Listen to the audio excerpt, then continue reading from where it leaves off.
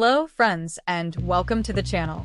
Today, we are diving into a world that most viewers, especially in the West, still tend to underestimate. We're going to talk about a cinematic phenomenon that has challenged the entire Hollywood system and may very well signal a paradigm shift in the global entertainment industry. I am talking about it. So the movie is called Nezha 2 and is a follow-up to the 2019 animated movie Nezha. From what I understand, the story... You follow the box office records of Pixar, Disney, or Universal.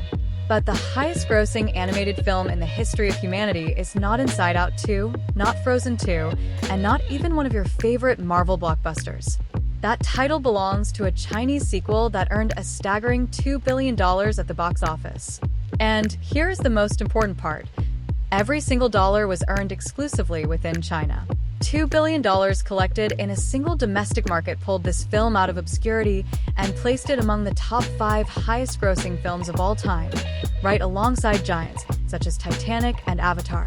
This is not just commercial success. It is a seismic shift. Let's start with an important fact. Chinese animation was not always on the sidelines. On the contrary, it experienced its own golden age, albeit a tragically short one, lasting from 1956 to 1965.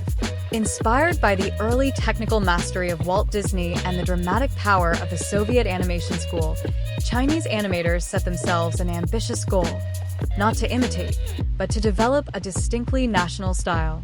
They drew upon 5,000 years of history, using an immense wealth of folklore and classical literature as their foundation. This period was marked by an incredible creative surge. Films from that era, such as Why Are Crows Black and The Conceited General, demonstrated a unique fusion of Western animation techniques with Eastern aesthetics, but the absolute pinnacle, the undisputed masterpiece of that time, was the 1961 film Havoc in Heaven.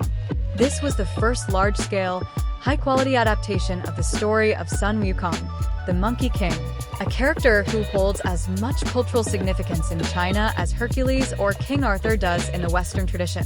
The film proved that a Chinese studio was capable of producing something truly monumental. However, as history reminds us, this era was brutally cut short.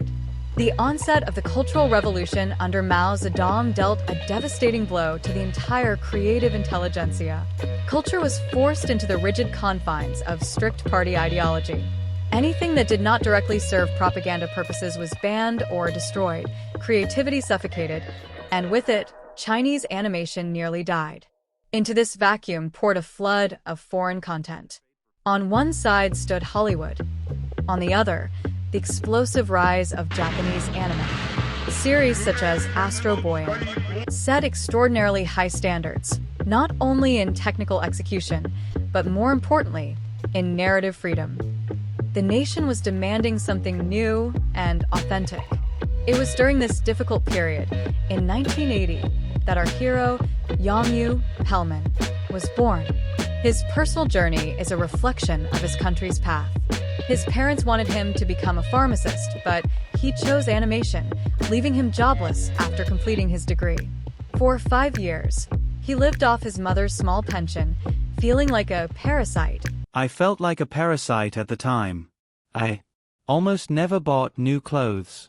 My mom, who was always very attentive to my needs, often went to and only bought items on sale, as he described himself. But alone in agony, he created the short film Seize, which won international recognition. However, even with this success, it took him another 7 years to convince investors to invest in his first feature film. This is a story of perseverance overcoming systemic skepticism. Finally, in 2019, Yongyu's first feature film, Nezha, The Birth of a Devil Boy, was released.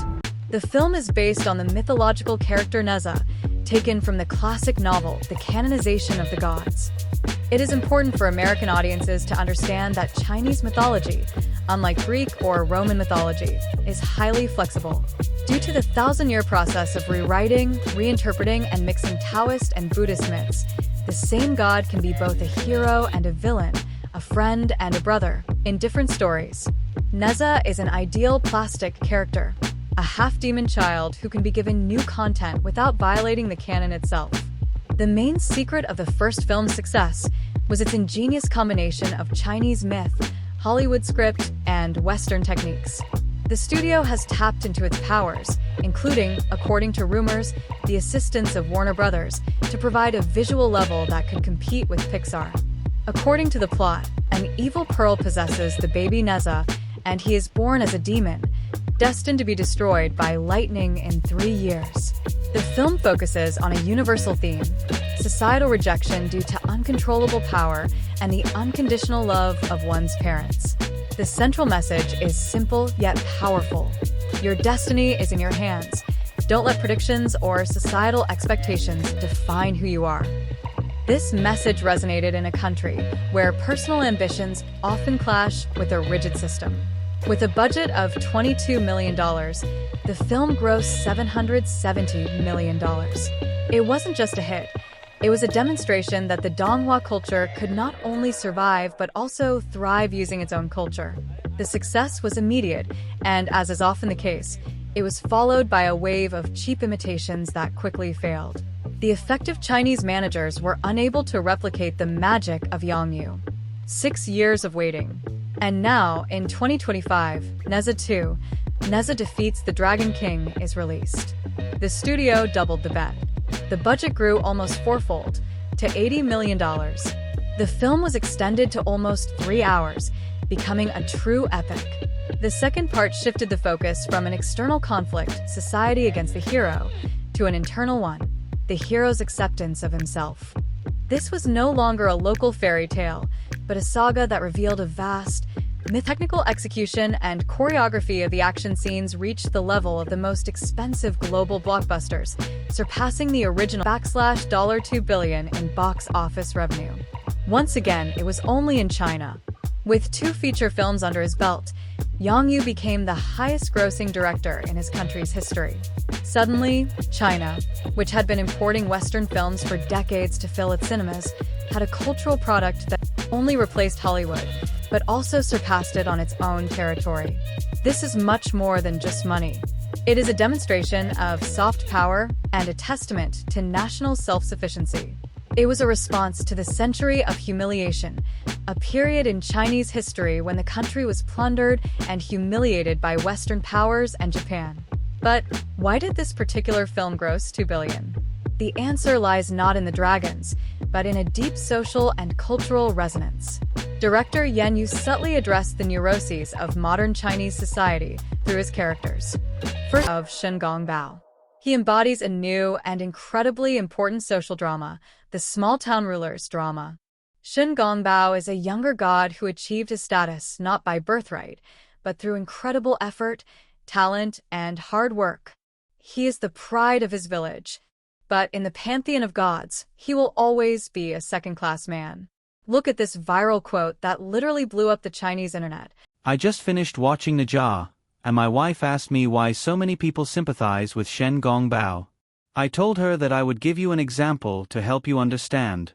Shen Gongbao spent years carefully collecting only 6 immortal pills, while the celestial beings had 99,000 similar celestial pills. One of their meals costs more than an ordinary person's lifetime earnings. Shen Gongbao is not a villain. He is simply the embodiment of all of us, ordinary people who work hard and still remain marginalized by the elite who are born with a silver spoon in their mouth. This drama about the class divide, the invisible wall that separates the working and talented people from the elite, is what has garnered such unprecedented empathy and caused billions of people to buy tickets. Nezha 2 is not just a box office hit. It's a social mirror that has forced a huge nation to see and discuss its personal and class-based drama for the next video.